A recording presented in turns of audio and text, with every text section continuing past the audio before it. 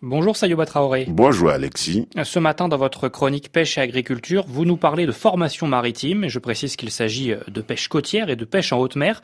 Et pour cela, vous nous emmenez au Centre européen de formation continue maritime. C'est à Lorient, en Bretagne. Tout à fait. Disons tout de suite que la mer est un milieu spécifique qui requiert une formation adaptée. Cette formation est avant tout une compétence de l'État.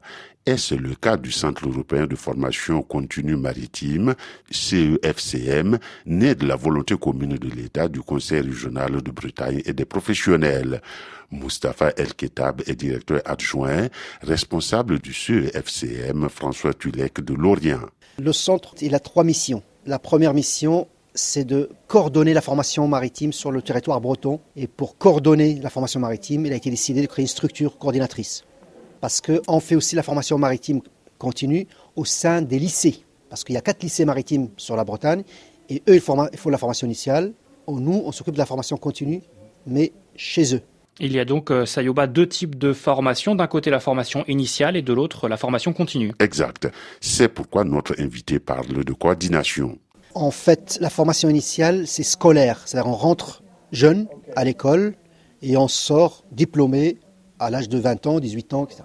Et une fois qu'on est dans le milieu maritime, dans le milieu professionnel, on a des recyclages à faire, on a des diplômes nouveaux à reprendre, on veut changer de métier, on veut changer de type de bateau, et là on revient à la formation pour adultes. Alors cette question à présent, Sayoba, combien de stagiaires ce centre peut-il accueillir ? En tout, le CEFCM est présent sur 7 sites en Bretagne, c'est-à-dire 3 sites propres et 4 sites en lycée professionnel maritime, ce qui permet de dispenser à 2500 stagiaires 300 000 heures de formation par an, avec 47 permanents et 140 formateurs vacataires.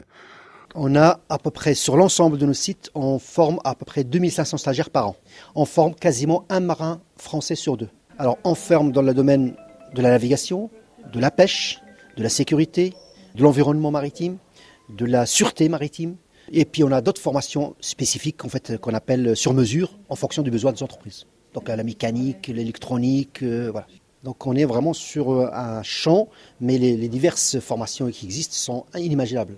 Aujourd'hui, dans le monde maritime, les affaires sont mondiales, les entreprises deviennent mondiales, les équipages sont multiculturels et multinationaux. Il n'est donc pas étonnant qu'on prépare pour bientôt un centre de formation virtuel qui permettra de mieux répondre à des besoins qui viennent d'un peu partout, comme actuellement d'Europe, des dom-toms, du Maghreb, d'Afrique et d'Asie. Merci Sayoba Traoré. Merci Alexis.